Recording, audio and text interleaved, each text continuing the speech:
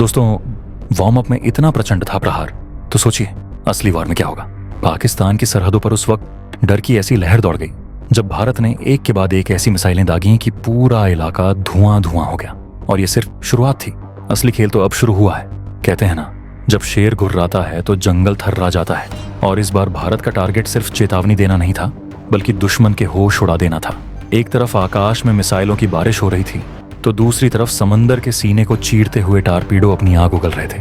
पाकिस्तान को ऐसा झटका लगा कि वो बैकफुट पर चला गया। उनके रडार्स, उनके नेवी बेस और यहाँ तक कि उनकी पनडुब्बियाओं तक अचानक एक्टिव मोड में चली गईं। लेकिन जब तक वो कुछ समझ पाते, तब तक बहुत देर हो चुकी थी। भारत की वॉर ड्रिल इस बार कुछ अलग थी। इसमें सिर्फ ताकत का प्रदर्शन नहीं था, ये एक संदेश था, वो भी बेहद साफ, कि अगली बार अगर सरहद के पार से कोई भी हरकत हुई तो ये जो ट्रेनिंग देखी है ना, असली ऑपरेशन उससे भी ज्यादा घातक होगा। ये सिर्फ एक ट्रेलर था, पूरी फिल्म अभी बाकी है। इधर हमारी थल सेना ने LOC के पास हाई अलर्ट मोड में अपने जवानों की तैनाती बढ़ा दी है। वहीं भारतीय वायुसेना ने राफेल, सुखोई और तेजस जैसे लड़ाकू विमानों की राउंड क्लॉक पेट्रोलिंग शुरू कर दी है। यानी आसमान से लेकर समंदर और जमीन तक हर एक दिशा से पाकिस्तान को घेरने की तैयारी पूरी है। और बात सिर्फ फिजिकल प्रहार तक ही नहीं रुकी, साइबर डोमेन में भी पाकिस्तान की कमर तोड़ने की योजना तैयार है। भारत की डिफेंस इंटेलिजेंस यूनिट्स ने दुश्मन के कम्युनिकेशन नेटवर्क्स को ट्रैक करना शुरू कर दिया है, और अगर जरूरत पड़ी तो उस नेटवर्क को एक क्लिक में ब्लैकआउट किया जा सकता है।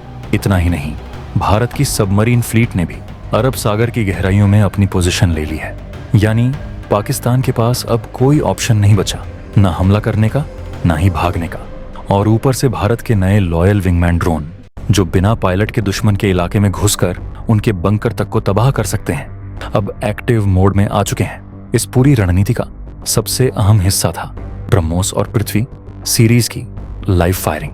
वो मिसाइलें जो 300 से 800 किलोमीटर तक दुश्मन के ठिकानों को तबाह कर सकती हैं, अब बिल्कुल रेडी मोड में है। भारत ने पहली बार इतने बड़े स्केल पर इन मिसाइलों की एक साथ फायरिंग की है, और वो भी अलग अलग थिएटर कमांड से। यानी ईस्टर्न कमांड से लेकर वेस्टर्न हर दिशा से हमला किया गया, सिर्फ अभ्यास में, लेकिन असर असली युद्ध जैसा हुआ।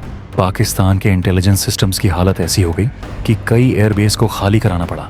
खुफिया रिपोर्ट्स कहती हैं कि कराची, बहावलपुर और लाहौर के आसमान में अचानक से मिलिट्री मूवमेंट तेज हो गया था।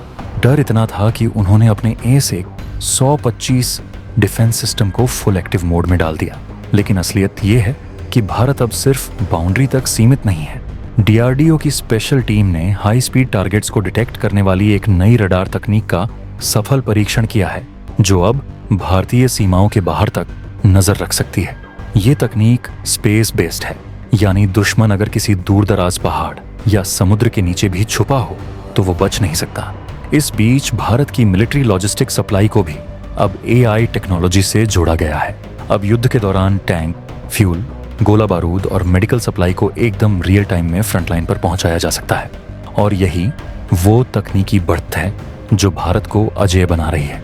ट्रेनिंग में शामिल special forces, Garhwal rifles, para SF, NSG commandos, सभी को युद्ध स्तर पर अभ्यास करवाया गया।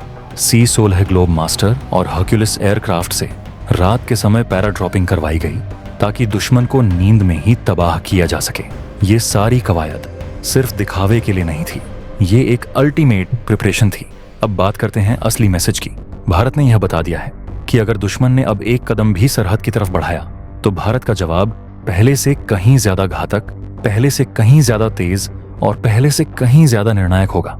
और इस बार कोई रुकावट नहीं होगी, कोई चेतावनी नहीं होगी, सिर्फ कार्रवाई होगी, वो भी ऐसी कि आने वाली कई पीढ़ियां याद रखेंगी। तो जो भी ताकतें भारत की सीमा में आंख उठाकर देखने की हिम्मत कर रही हैं, सुन लो साफ साफ, अब वो पुराना भारत नहीं रहा। अब जो प्रहार होगा वो इतना प्रचंड होगा कि दुश्मन को इतिहास में ढूंढना पड़ेगा कि आखिरी बार इतनी तबाही कब आई थी। जय हिंद।